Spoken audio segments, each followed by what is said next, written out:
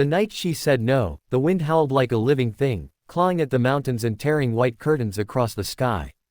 Snow slammed sideways, blinding lanterns and burying footprints as soon as they were made. In that blizzard, beneath a moon smothered by clouds, a sheriff's smile turned into something sharp and cruel, and a woman's refusal became a sentence meant to end her life. Her name was Eliza Hart, and she had learned early that survival sometimes meant standing your ground even when your knees shook. She ran the small schoolhouse on the edge of Briar Ridge, a town stitched together by timber, prayer, and fear of winter. Eliza taught letters to children who arrived with red noses and threadbare coats, and she read aloud to elders who could no longer see well enough to read themselves. She had buried her mother the previous spring, after a sickness that took her breath and left Eliza alone in the world, except for a stubborn faith that kindness mattered. Sheriff Caleb Rourke had been circling her life like a hawk for months. He was handsome in a way the town admired, tall, broad-shouldered, with a jaw that could have been carved from granite. He wore his badge like armor and his charm like a weapon. When he visited the schoolhouse, he leaned too close. When he escorted her home, his hand lingered at her elbow. When he proposed, it was in the middle of the square, with witnesses and applause already waiting, as if her answer had been decided for her.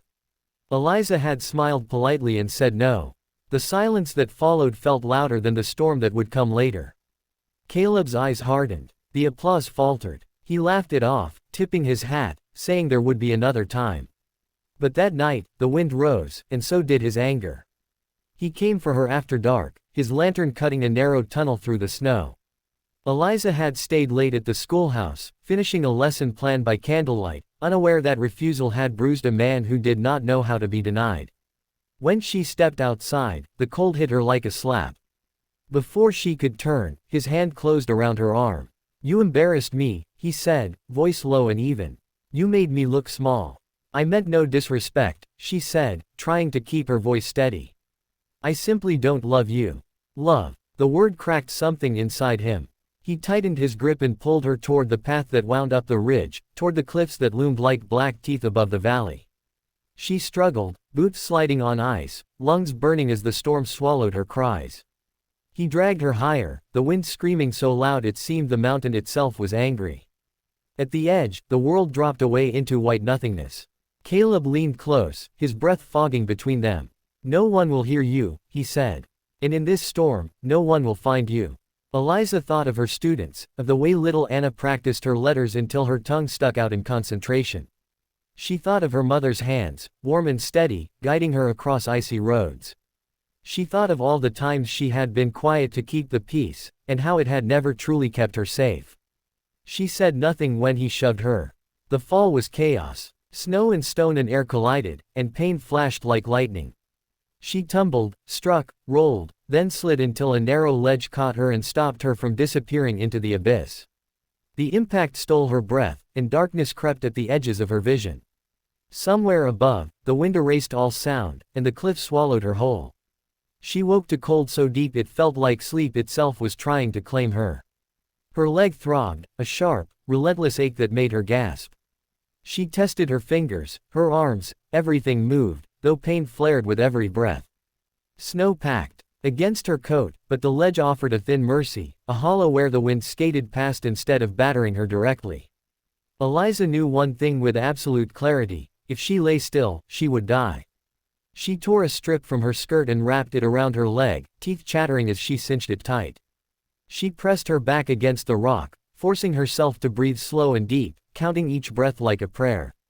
The blizzard raged, but time stretched in strange ways, and with each passing moment, a stubborn will burned brighter inside her. Above her, the town slept, unaware that its protector had become a predator.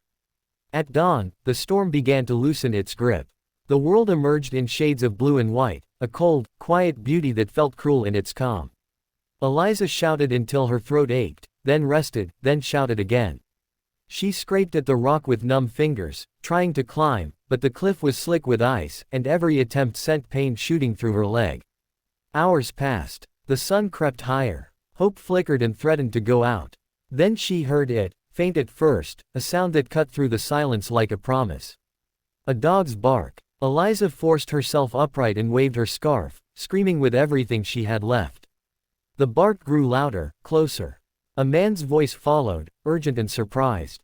They lowered a rope. Strong hands pulled her up, inch by inch, until she was on solid ground, shaking and sobbing, clutching the wool of a stranger's coat like a lifeline. The man introduced himself as Thomas Hale, a trapper who had followed his dog's instincts into the storm's aftermath. He wrapped Eliza in blankets and carried her down the ridge as if she weighed nothing at all. In town, the truth broke like a dam. Eliza told her story through tears and pain, her voice steady even when her hands trembled. Some people looked away. Some refused to believe. The sheriff was a pillar, after all, a man who wore the law. But Thomas stood by her side, and so did the schoolchildren's parents, and the elders who remembered other quiet wrongs that had been swallowed by fear. Caleb Rourke denied everything. He smiled and shook hands and spoke of storms and accidents. But storms leave signs, and so do lies. Thomas had found footprints near the cliff, half buried but unmistakable. Eliza's torn scarf had been caught on a rock near the edge. And there were whispers, women who had felt the weight of Caleb's gaze, who had said yes because they were afraid to say no. The trial was held in the church, the only building large enough to hold the crowd. Snowmelt dripped from boots onto the wooden floor as witnesses spoke. Eliza stood, her leg braced and aching, and looked Caleb in the eye as she told the room what refusal had cost her. She did not shout. She did not weep. She simply spoke the truth and let it stand on its own. When the verdict came, it felt like the first real breath the town had taken in years. Caleb Rourke was stripped of his badge and led away in chains, his face pale, his eyes finally empty of power. Justice did not erase the pain, but it planted something new in the frozen ground, a belief that silence could be broken. Eliza's recovery was slow. Winter lingered, and pain visited her like an unwelcome guest. But she healed, body and spirit, with help from neighbors who brought soup and firewood, from children who read to her instead of the other way around, from Thomas, who checked on her without expectation, offering quiet companionship and steady kindness. When spring came, the schoolhouse doors opened again. Eliza returned with a cane and a smile that carried scars and strength in equal measure. She taught her students about courage, not the kind that roars, but the kind that endures. She taught them that no one's voice should be taken by fear, and that saying no is a right that deserves protection. Years later, when the story was told, it was not about the fall or the blizzard or the man who tried to erase her. It was about a woman who refused to be silent, a town that learned to listen, and the simple, powerful truth that dignity is not granted by authority. It is claimed by those brave enough to stand in the storm and say no. And whenever the wind howled along the ridge, carrying snow across the cliffs, people remembered Eliza Hart and the night winter tried to swallow her whole, and failed.